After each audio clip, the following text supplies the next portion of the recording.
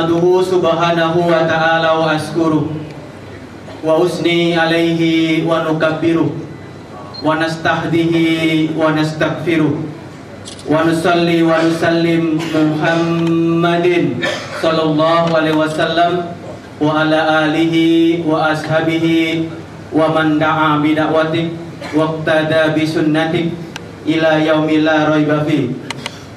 A'udzu billahi minasyaitonir rajim. Bismillahirrahmanirrahim. Ya ayyuhalladzina amanu taqullaha haqqa tuqatih wa la tamutunna illa wa antum muslimun. Rabbis shrah sadri wa yassir li amri wahlul 'uqdatam min lisani yafqahu qawli. Alhamdulillahirabbil alamin. Bapak-bapak, ibu-ibu, saudara-saudara sekalian, pertama dan paling utama, mari senantiasa kita panjatkan puja serta syukur kehadirat Allah Subhanahu wa ta'ala. Rabbi rabbukum rabbus samawati wal ard. Tuhanku, Tuhan kita semua dan Tuhannya alam semesta, yang senantiasa mengizinkan kita untuk beraktivitas, untuk bekerja, untuk beramal, untuk beribadah di buminya Allah. Dan insya Allah dengan kerja, amal dan ibadah itu menjadi bekal satu-satunya kita menghadap Allah Subhanahu wa ta'ala. Salawat serta salam kita haturkan kepada baginda Nabi besar Muhammad sallallahu alaihi wasallam, uswah dan teladan buat kita semua yang insya Allah telah menunjuki kita kepada syiratal mustaqim. Dan insya Allah kita semua senantiasa diberikan kekuatan oleh Allah untuk menapaki jalan syiratal mustaqim ini sampai akhir hayat hidup kita. Amin, amin ya rabbal alamin. Bapak Ibu yang dirahmati Allah, ketika kita bicara masalah bahagia atau kebahagiaan, maka kata-kata ini yang sering kita dengar. Bahkan dibandingkan kata-kata lain, mungkin kata-kata ini sering terulang dan kita dengar. Bahkan bisa jadi kata inilah yang sering kita ucapkan. Bahkan kalau kita tanya kepada semua manusia, siapa di antara mereka yang tidak ingin bahagia? Jawabannya tidak ada. Semua orang ingin hidup bahagia. Namun ironisnya, Bapak Ibu dirahmati Allah, sering kita dengar, sering kita ucapkan, bahkan kita semua ingin bahagia. Tapi secara esensi, banyak di antara kita belum paham apa kebahagiaan, apa bahagia yang hakiki itu. Dan memang tidak mudah, Bapak Ibu dirahmati Allah, untuk benar-benar mengetahui apa itu bahagia, apa kebahagiaan itu. Bahkan bukan hanya tidak mudah, bahkan begitu sulit untuk memahaminya. Karena Allah sudah berfirman, laqad khalaqnal insana fi kabad. Sungguh manusia telah aku ciptakan dalam keadaan susah payah, kesulitan. Ayat ini jangan diartikan cuma kesulitan ketika ibu kita melahirkan kita. Tapi semua aspek kehidupan manusia sejak diciptakan oleh Allah sampai nanti dimatikan oleh Allah, penuh dengan kesulitan, penuh dengan susah payah. Dan ini bukan terkait dengan masalah materi, bukan bagaimana mencari rizki, mencari materi, mencari harta, bukan. Tapi bagaimana manusia memahamkan dirinya, kemudian tahu kehidupan yang dijalaninya, dan tahu hakikat bagaimana dia akan berakhir di hadapan Allah. Begitu sulit. Maka jangan sehari pun, bahkan 1 jam pun, kita lepas untuk merenungkan apa tujuan Allah menciptakan kita, apa kebahagiaan yang ingin kita raih, apa hakikat kebahagiaan itu. Jadi kalau hari ini ada manusia berusaha mencari kenikmatan, kesenangan yang sempurna di dunia, maka dia salah tempat. Kalau ada manusia hari ini mencari kemuliaan, kebahagiaan yang sempurna di dunia, dia salah alamat. Karena di dunia ini sesungguhnya tempat ketidaksempurnaan. Jadi secara standar, defaultnya, yang ada di dunia ini ada sesuatu yang tidak sempurna. Kenikmatan yang kita nikmati bercampur dengan sesuatu sehingga mengurangi kadar kesempurnaannya. Semua begitu di dunia. Maka bagi orang-orang yang beriman, hikmah dari ketidaksempurnaan dunia ini, dia cari kesempurnaan yang hakiki. Bagi orang-orang beriman, menjadi hikmah buat dirinya untuk mencari di mana tempat kesempurnaan itu. Sehingga banyak di antara kita kadang-kadang gitu ya, mengatakan, Ustadz, bahagia atau kebahagiaan itu relatif, sangat tergantung banyak hal, baik internal maupun eksternal. Kira-kira benar nggak pendapat gitu? Kalau kebahagiaan itu sifatnya relatif, dan itulah dipahami hari ini. Ketika bicara masalah kebahagiaan, yang dia pahami temporer sifatnya, sementara sifatnya, relatif sifatnya. Padahal tidak demikian menurut Al-Quran dan As-Sunnah. Sehingga kalau coba kita lihat di masyarakat, ketika ada satu rumah tangga gitu ya, punya anak 3, kemudian atas izin Allah semua orang tuanya, bapak dan ibunya wafat, maka harta-hartanya akan diwariskan kepada siapa? Anak-anaknya. Maka perhatikan, kalau anaknya ada 3, anak yang pertama ketika mendapatkan harta warisan, dia ganti kendaraannya, dia ganti mobilnya, dia renovasi rumahnya. Karena yang dia pahami tentang kebahagiaan itu yang seperti itu. Anak yang kedua, ketika mendapatkan harta dari warisan tadi itu, dia gunakan untuk hal-hal yang lebih bermanfaat menurutnya. Dia akan melanjutkan S3 karena sebelumnya telah S2. Anak yang ketiga, dengan harta warisan yang didapatkan itu, dia berangkatkan dirinya, istrinya, anaknya ke Baitullah untuk melaksanakan perintah Allah. Pertanyaannya sekarang, dari 3 anak tadi itu, mana yang mengerti paham tentang kebahagiaan? Mana kira-kira? Anak pertama, kedua, ketiga. Pertama, mobil renovasi. Kedua, sekolah lebih tinggi. Yang ketiga, berangkat dirinya dan keluarganya ke Baitullah. 1, 2, atau 3? Jawabannya dijelaskan dalam surah Ali Imran ayat 139. A'udzu billahi minasyaitonir rajim. Bismillahirrahmanirrahim.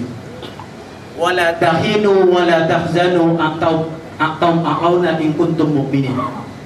Wala tahinu wala tahzanu in kuntum mu'minin.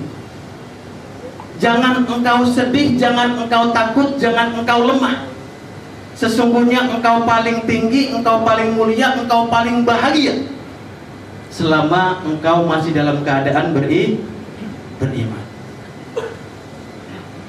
Jadi bisa jadi yang 3 orang tadi itu paham semuanya tentang bahagia, bisa jadi juga 3-tiganya tidak paham tentang bahagia. Karena ukuran bahagia itu bukan atribut materi, dunia, jabatan, popularitas, bukan. Tapi bagaimana iman dia kepada Allah dan Rasulnya. Maka kalau kita melihat kondisi manusia yang benar-benar teguh imannya, maka dengan segala macam cobaan yang Allah berikan kepadanya, ujian yang Allah berikan kepadanya, dia bisa menyikapi sebagai ibadah. Sehingga disebutkan dalam hadis itu, ajaban li amril mu'minin, sungguh menakjubkan keadaan orang-orang beriman, semua urusannya serba baik. Perhatikan hadis ini, sampai Rasul sendiri merasa takjub, Rasul sendiri merasa terheran-heran dengan kondisi orang-orang beriman yang ketika diberikan apa saja dari Allah, dia bisa menyikapi sebagai ibadah. Ketika diberikan kelonggaran dia bersyukur, ketika diberikan kesulitan dia bersabar.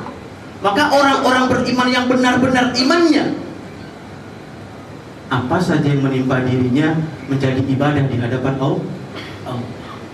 Itu karena faktor apa? Karena faktor iman. Jadi kebahagiaan seseorang ukurannya bukan atribut dunia, tapi bagaimana iman dia kepada Allah dan Rasul. Ini karena waktunya kita singkat, kita percepat saja. Jadi kita coba akan lebih dalami lagi, apa hakikat kebahagiaan itu. Jadi uraian di atas tadi mungkin sudah menjadi gambaran buat kita. Jadi perhitungannya bukan atas parameter dunia. Dalam surah Al-Jumu'ah Allah berfirman, A'udzu billahi minasyaitonir rajim, bismillahirrahmanirrahim. Maaf, surat Asy-Syaff. Ya ayyuhalladzina amanu hal adulukum ala tijaratin tunzikum min azabin alim. Tu'minuna billahi wa rasul wa tujahidu fi sabilillah bi amwalikum wa anfusikum khairul lakum in kuntum ta'lamun. Yaghfir lakum dunubakum wa yudkhilkum jannah tajri min tahtihal anhar wa masakin thayyibati fil jannati adn dzalikal fawzul adzim. Perhatikan ayat terakhirnya. Dzalikal fawzul adzim. Itulah kebahagiaan yang paling besar kata Allah. Perhatikan. Ini mungkin sebagian jamaah juga sudah hafal ayatnya, sering dibaca dalam sholat-sholat, tapi simak betul. Ayat ini mengajarkan kepada kita tentang kebahagiaan. Yaghfir lakum dunubakum wa yudkhilkum jannah tajri min tahtihal anhar wa masakin thayyibati fil jannati adn dzalikal fawzul adzim. Inilah seakan-akan Allah tegaskan kepada kita, tidak ada definisi, tidak ada pengertian, tidak ada makna tentang kebahagiaan yang hakiki kecuali yang dijelaskan dalam ayat ini. Apa itu? Perhatikan di awal ayatnya. Ya ayyuhalladzina amanu, hai orang-orang beriman. Yang diseru, yang dipanggil orang-orang beriman. Hal adulukum ala tijaratin tunzikum min azabin alim. Maukah aku tunjukkan satu perkara, satu urusan, satu tijarah, satu perdagangan yang dengan perdagangan itu engkau akan terhindar dari azab Allah yang pedih. Perhatikan, di awal Allah sudah syaratkan kepada kita bahwa sesungguhnya manusia punya kecenderungan kepada dunia, maka bahasa yang dipakai adalah al-tijarah. Karena banyak manusia sekarang beranggapan kebahagiaan itu terukur atas materi, terukur atas harta, terukur atas uang. Maka Allah sindir kita dengan kata-kata al-tijarah. Tapi jangan dibayangkan tijarahnya Allah ini seperti tijarahnya kita, perdagangannya kita. Yang kita buka toko, buka warung, buka kios, ada barang kita dagangkan, kemudian mendapatkan untung darinya. Atau kita punya tanah, punya properti, kita jual sedemikian rupa, kita dapat hasilnya. Bukan seperti itu. Tu'minuna billahi wa rasul wa tujahidu fi sabilillah bi amwalikum wa anfusikum dzalikum khairul lakum in kuntum ta'lamun. Perhatikan. Itu lebih baik bagi kalian semua. Tapi kalau kita paham, kalau kita paham, yang seperti itu lebih baik dari semuanya. Bahkan lebih baik dari dunia dan seisinya. Apa itu urusannya? Apa tijarahnya? Apa perdagangannya? Tu'minuna billahi wa rasul. Kita taat, kita beriman kepada Allah dan Rasulnya. Jadi kunci kebahagiaan itu, maka ketika kita sudah taat kepada Allah dan Rasulnya dengan sebenar-benarnya takwa dan taat, maka itu disebutkan dzalikal fawzul adzim. Itulah kebahagiaan yang hakiki. Mungkin sekarang kita baru dengar, ternyata bahagia itu tidak ada hubungannya dengan materi, dengan dunia, bahkan jauh pikiran kita dari hal yang seperti ini. Ternyata Allah isyaratkan kepada kita, sesungguhnya bahagia tidak bahagianya manusia tergantung seberapa iman dia kepada Allah dan Rasulnya. Nah, Bapak Ibu yang dirahmati Allah, lalu bagaimana cara kita meraih kebahagiaan? Bagaimana kita bisa merengkuh kebahagiaan itu? Bagaimana kita bisa mendapatkan kebahagiaan itu? Dunia boleh berubah, zaman boleh berganti, teknologi terus berkembang, terutama informasi sedemikian rupa, cepatnya berubahnya. Tapi yakinlah, cara untuk mendapatkan kebahagiaan sejak diciptakannya dunia ini sampai akhir zaman lagi tidak akan pernah ada perubahan.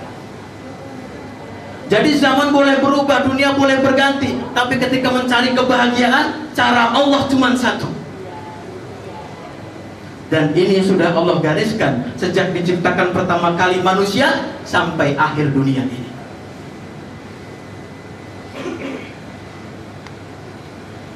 Di dalam surah 103, surah apa itu? Surah 103, surat Al-Hasyr. Surat yang semua kita hafal, semua kita tahu terjemahnya, tapi ironisnya belum memahami isi apa yang dikandungnya. Dalam surah 103 ayat 1 dan 3, Allah berfirman, wal asri innal insana lafi khusrin illal ladzina amanu wa amilus sholihat wa tawassau bil haqq wa tawassau bis sabr. Mungkin kita semua sudah hafal, lafaznya kita hafal, terjemahannya kita hafal. Padahal ini ada kaitannya, bagaimana cara kita merangkuh kebahagiaan yang hakiki. Coba pelan-pelan kita kupas. Wal asri innal insana lafi khusri. Artinya apa? Artinya kita penggal dulu biar agak pendekan, biar gampang terjemahinya. Wal asri apa artinya? Ibu-ibu, wal asri artinya yang kita pahami hari ini, yang kita baca dalam terjemahan wal asri itu demi masa. Tepat nggak kira-kira? Kalau dalam ayat-ayat lain Allah katakan wal fajri wad duha wal lail, artinya apa itu? Demi waktu duha, demi waktu fajar, demi waktu malam. Tapi kenapa ketika bicara surah 103 ini wal asri hanya diartikan demi waktu?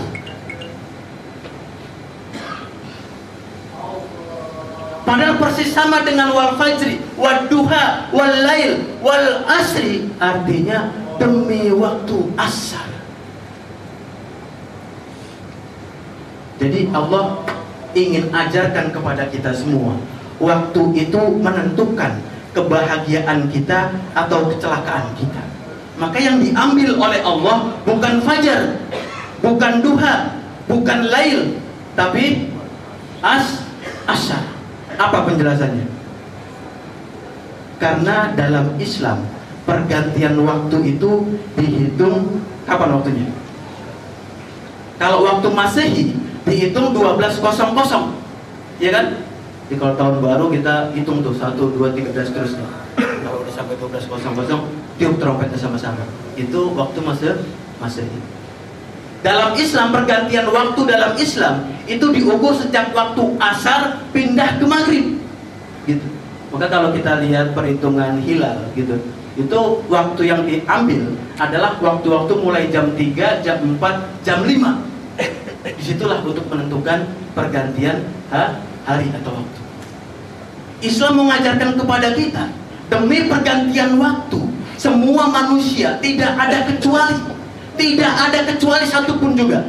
Wal asri innal insana lafi khusrin, tidak ada kecuali, semua dalam keadaan husrin. Apa husrin itu? Celaka, merugi, binasa. Wal asri innal insana lafi khusrin, tidak ada kecuali, satu pun tidak ada kecuali, semua manusia dalam keadaan merugi. Illa itu pengecualian. Kalau dikecualikan kira-kira banyak atau dikit? Jadi yang banyak apa? Celaka atau bahagia kira-kira?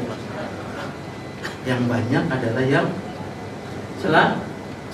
Kecuali kata illa. Siapa mereka? Illal ladzina amanu wa amilus sholihat wa tawassau bil haqq wa tawassau bis sabr. Jadi ada 3 paketnya. agar manusia bisa menjadi orang-orang yang bahagia secara hakiki, harus ada 3 paket ini, dan paket ini tidak boleh terpisah, merupakan satu kesatuan. Yang tidak ada satu di dalamnya, maka tidak disebut dia bahagia, maka tetap dia dalam keadaan husri. Jadi pertama, ilal ladzina amanu, beriman, wa amilus sholihah, beramal soleh atau ibadah, wa tawassau bil haq wa tawassau bis sabr, menasihati dalam kebaikan dan kesabaran. Itu namanya dakwah. Perhatikan. Jadi orang kalau ingin bahagia secara hakiki, syarat pertamanya iman, kedua ibadah, ketiga dakwah. Cukup waktu nggak dijelaskan ini, tiga ini? Insya Allah ya. Kita coba pelan-pelan kupas sedikit 3 hal yang menjadi syarat agar manusia bisa bahagia secara hakiki. Pertama, iman. Mungkin ada pertanyaan dalam diri kita, bagaimana penjelasannya? Kok bisa iman menjadi dasar pertama agar orang itu bahagia? Pernah kan nanya begitu? Setahu kita sih sekarang namanya bahagia itu ya kalau punya rumah bagus, kendaraan bagus, keluarga juga baik-baik saja gitu, kerjaan mapan, gaji lumayan, itu yang kita ukur sebagai kebahagiaan. Ini apa hubungannya antara iman dengan bahagia? Pernah bertanya gitu gak kira-kira? Gak pernah nanya. Pernah suatu ketika Rasulullah SAW ketika selesai sholat subuh, kemudian beliau keluar dari masjidnya, kemudian dia berjalan. Di tengah perjalanan dia bertemu para sahabat yang sedang ada dalam satu majlis. Jadi lagi jalan keluar, ternyata ketemu para sahabat yang sedang duduk seperti kita begini. Maka karena Rasul kenal mereka, para sahabat mereka, maka Rasul menyapa mereka. Apa perkataan Rasulullah? Kaifa asbahtum? Apa kabar para sahabat? Maka para sahabat yang hadir di majelis itu menjawab, asbahna mu'minuna billah. Asbahna mu'minuna billah. Kami menjawab, mereka menjawab, ya Rasulullah, kami tetap dalam keadaan beriman kepada Allah. Perhatikan. Jadi Rasul ketemu dengan sahabat, bertanya, apa kabar kalian semua? Jawabannya apa? Asbahna mu'minuna billah. Ya Rasulullah, kami tetap beriman kepada Allah. Itu kalau dicermati seperti apa? Jaga sembung bawa golok, kira-kira gitu ya. Ditanyanya kabar, para sahabat tuh apa kabar gitu. Tapi jawaban mereka, ya Rasulullah, saksikan kami semua masih beriman kepada Allah. Hadis diterangkan oleh Bukhari dan Muslim. Maka disinilah perbedaan bagaimana para sahabat-sahabat Rasulullah yang ditarbiyah oleh Rasulullah, dia paham betul yang namanya kebaikan, namanya kebahagiaan, namanya kemuliaan itu tidak pernah lepas dari keimanan.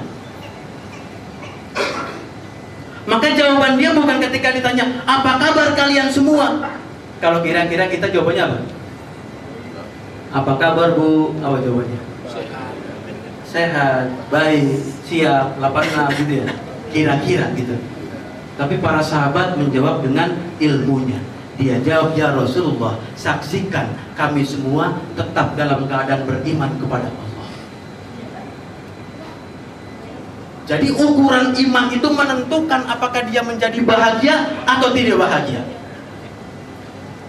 Maka di dalam surah tadi yang dijelaskan, wala tahinu wala tahzanu wa antum a'launa in kuntum mu'minin. Jangan engkau sedih, jangan engkau takut, jangan engkau lemah. Sesungguhnya kedudukanmu paling tinggi, paling mulia, paling bahagia selama engkau masih dalam keadaan beriman. Terjawab sudah pertanyaan kita. Kenapa iman menjadi landasan utama orang menjadi bahagia? Karena begitulah ajaran Allah dan Rasulnya. Dan sesungguhnya iman itu menjadi pijakan, menjadi landasan, menjadi dasar atas amal-amal kita, atas perbuatan kita, pekerjaan kita, ibadah kita. Semua pekerjaan kita, amal dan ibadah kita baru ternilai baik kalau punya landasan iman yang benar. Tapi sebaliknya, landasan iman pun andai kata ada tapi tidak sempurna, maka tidak bernilai di hadapan Allah. La in asrafta la yahbatona a'maluka lanakunanna minal khasirin. Barang siapa ada manusia sedikit saja dia menyirikkan Allah, menyekutukan Allah, menduakan Allah, berselingkuh terhadap Allah, maka semua pekerjaannya, aktivitasnya, amalnya, bahkan ibadahnya tertolak di hadapan Allah. La nakunanna minal khasirin. Khosirin. Jadi khusrin itu kata kerja. Kemudian yang tadi itu adalah kata objek atau subjek. Maka orang-orang yang seperti tadi itu orang-orang yang merugi.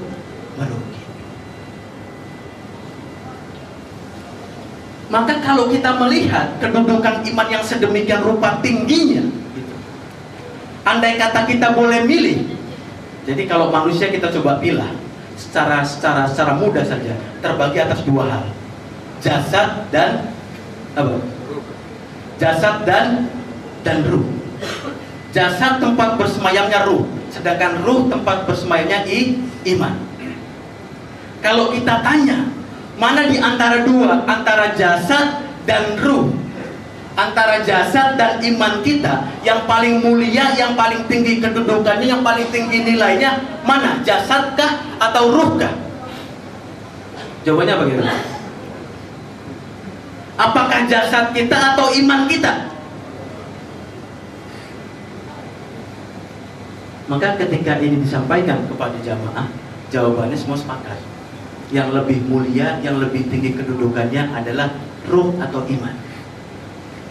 Tapi pertanyaannya, sudah samakah jawaban kita tadi itu dengan aktivitas kita, dengan pekerjaan kita, dengan amal-amal kita? Berapa banyak hari ini orang mengatakan iman itu lebih tinggi, lebih mulia, lebih utama, tapi yang dia urus dalam kehidupan sehari-hari hanya mengurusi jasa. Bangun tidur, bersih-bersih badan, setelah bersih pakai pakaian, setelah pakai pakaian dia makan, kemudian dia pergi ke kantor kerja, kemudian pulang dia mungkin fitness atau ke salon, yang diurus jasadnya saja, gitu. Jadi beda dengan pengakuan. Kalau dia mengakui iman itu lebih tinggi, tapi aktivitasnya banyak cenderung mengurusi urusan jasa. Maka iman menjadi sentral, menjadi pokok, menjadi penting buat kita semua. Karena semua yang kita lakukan akan menjadi benar atas landasan iman. Jadi kalau ditanya lebih milih mana, jadi orang benar atau jadi orang baik? Pilih mana, menjadi orang yang benar atau menjadi orang yang baik? Jawabannya apa? Benar dan baik katanya. Kalau boleh milih, pilih mana, menjadi orang yang benar atau menjadi orang yang baik? Orang yang benar pasti baik. Sering orang kadang-kadang tertipu. Dia hanya melihat cover luarnya saja. Jadi sesuatu yang baik itu dianggap selalu baik. Padahal kebaikan itu akan bernilai baik kalau dia benar. Jadi jadikan diri kita benar terlebih dahulu, maka semua yang kita lakukan akan menjadi baik. Jadi pertama iman. Jadi iman menjadi landasan apakah kita akan bahagia atau tidak bahagia. Yang kedua, wa amilus sholihah, yang beramal soleh, yang beribadah, berbuat kebajikan. Jadi yang berikutnya itu adalah ibadah. Jadi setelah dia beriman, harus dia beribadah. Kalau kita sedang makan, kita merasakan tidak nikmatnya makan? Merasakan. Kalau kita sedang minum, kita pun merasakan nikmatnya minum. Kita sedang pergi ke satu tempat yang begitu indah, kita pun merasakan kenikmatan itu. Pertanyaan sekarang, ketika kita ibadah, masihkah ada rasa nikmat dalam diri kita? Ketika makan, ketika minum, ketika pergi, memuaskan hobi kita penuh dengan kepuasan, penuh dengan kenikmatan. Tapi ketika kita beribadah, kita berbuat amal soleh, berbuat kebajikan, masih adakah rasa nikmat dalam diri kita? Ini menjadi ukuran apakah ibadah yang kita lakukan, kemudian iman yang tertanam dalam diri kita sudah benar-benar sempurna. Karena kalau orang-orang beriman secara benar kemudian dia beribadah, itu kenikmatan, itu kebahagiaan bagi dirinya. Seperti yang dijelaskan dalam surat Ar-Ra'd surat 13 ayat 29. Alladzina amanu wa amilus sholihah dzubalahum husnul ma'ab. Sesungguhnya orang-orang yang beriman kemudian beribadah, bagi mereka itulah kebahagiaan, dan tempat kembalinya tempat yang terbaik di sisi Allah. Jadi orang kalau beribadah imannya benar, itu nikmat, itu bahagia bagi dirinya. Tapi sebaliknya, ketika imannya tidak sempurna, maka tidak dirasakan kenikmatan itu. Maka ketika bicara masalah ibadah hari ini, kita merasanya gitu ya, sudah begitu banyak ibadah yang kita lakukan. Ya tidak? Umur kita taruh kata sekarang 40 tahun. Kita salat sehari 5 kali, 17 rakaat, dikali dengan usia kita, dikali dengan sekian hari, berapa kira-kira pahala kita? Tidak terhitung. Belum kalau ditambah dengan rawatib, ditambah dengan sholat, dengan zakat, dengan saum, dengan haji, seakan-akan begitu besar pahala kita, begitu banyak ibadah kita. Tapi perhatikan, mana yang pasti diterima oleh Allah? Kemaksiatankah atau ibadah kita? Kita bermaksiat kepada Allah sama kita beribadah kepada Allah, mana yang pasti diterima oleh Allah? Mana kira-kira? Kalau ibadah belum tentu diterima oleh Allah, karena setiap ibadah ada kaifiatnya, ada rukunnya, ada syaratnya. Tapi ketika maksiat kepada Allah, tidak ada rukunnya, tidak ada syaratnya, tidak ada kaifiatnya. Begitu kita lakukan, pasti diterima oleh Allah. Sedangkan ibadah yang sudah kita lakukan, ada rukun, ada syarat, ada kaifiat yang belum tentu diterima oleh Allah. Maka kalau begini kondisinya, kira-kira lebih banyak mana antara pahala dan dosa kita? Banyak mana kira-kira? Padahal ketika kita bicara kemaksiatan gitu, kita mencuri uang orang lain, kemudian kita mohon kepada Allah, ya Allah, mudah-mudahan kemarin ngambil uang orang lain tidak dihitung sebagai kemaksiatan dan dosa. Karena waktu aku ngambil uang itu nggak ikhlas. Boleh nggak gitu? Atau ketika kemarin kita pukul teman kita, terus kita ngadu kepada Allah, ya Allah, mudah-mudahan kemarin kejadian itu, saya pukul si fulan itu tidak menjadi kemaksiatan buat saya, tidak menjadi dosa buat saya. Ketika saya pukul tadi itu tidak khusyuk saya mukulnya. Bisa nggak? Nggak bisa. Jadi khusyuk tidak khusyuk, ikhlas tidak ikhlas, kalau berbuat maksiat pasti diterima oleh Allah. Tapi ibadah belum. Dan ibadah itu, Bapak Ibu yang dirahmati Allah, ada 3 pilarnya. Agar ibadah kita diterima oleh Allah, bernilai di hadapan Allah, ada 3 pilarnya. Pilar pertama ikhlas, pilar kedua taat, pilar ketiga harus tahu setiap ibadah itu ada zohirnya, ada hakikatnya.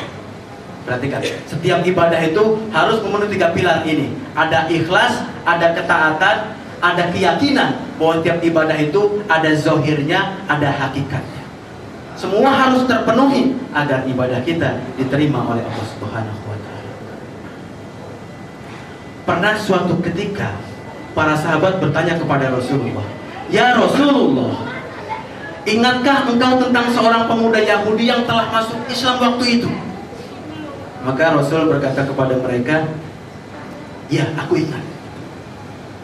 Ya Rasulullah, sejak dia masuk ke dalam Islam, perbuatan maksiat belum dia tinggalkan juga. Dia tetap homer, dia tetap judi, dia mengganggu wanita. Ya Rasulullah, begitu kondisinya. Maka kata Rasulullah, ajarkan dia sholat. Maka para sahabat-sahabat besar ini mengajarkan pemuda Yahudi itu sholat. Selang beberapa waktu kemudian sahabat menghantar lagi kepada Rasulullah, "Ya Rasulullah, masih ingatkah engkau pemuda Yahudi yang waktu itu?" Kata Rasulullah, "Ya, aku ingat. Kenapa lagi dengan dia?" Maka sahabat berkata, "Ya Rasulullah, sampai hari ini juga belum dia tinggalkan kemaksiatannya, homernya, judinya, kemaksiatan yang lain, masih juga dia laksanakan." Maka Rasul gemetar badannya, memuka merahnya, kemudian naik di atas mimbar, kemudian berkata, "Bukankah telah aku perintahkan kepada kalian semua, ajarkan dia sholat?" Maka kembalilah sahabat mengajarkan pemuda Yahudi itu sholat. Kemudian berapa lama lagi datang para sahabat, "Ya Rasulullah, masih ingat pemuda Yahudi yang waktu itu?" "Ya, kenapa lagi dengan dia?" "Dia telah meninggalkan semua kemaksiatannya." Maka Rasul pun gemetar badannya, memerah mukanya, kemudian naik ke atas mimbar lagi. "Bukankah telah kuperintahkan kepada kalian semua, ajarkan dia salat?" Maka saksikan, hari ini dia telah sholat. Bisa ditangkap pesannya. Jadi orang kalau sholat masih belum bisa meninggalkan kemaksiatannya, lah, tidak ada sholat bagi dirinya. Bukankah Allah telah berfirman, "Fawailul lil musallin," celakalah orang-orang musallin. Siapa musallin itu? Orang yang sudah sholat atau belum sholat kira-kira? Fawailul lil musallin, celakalah para musallin, orang-orang yang sudah melaksanakan sholat tapi lalai dalam sholatnya. Apa? Kemaksiatan tetap dia laksanakan. Maka yang seperti ini tetap tidak diterima ibadah di hadapan Allah. Jadi ibadah tadi itu ada ikhlas, ada ketaatan, ada yang ketiga harus tahu, ada zohirnya, ada hakikatnya. Sholat itu hakikatnya, inna sholata tanha anil fasai wal munkar, harus bisa mencegah perbuatan keji dan munkar. Yang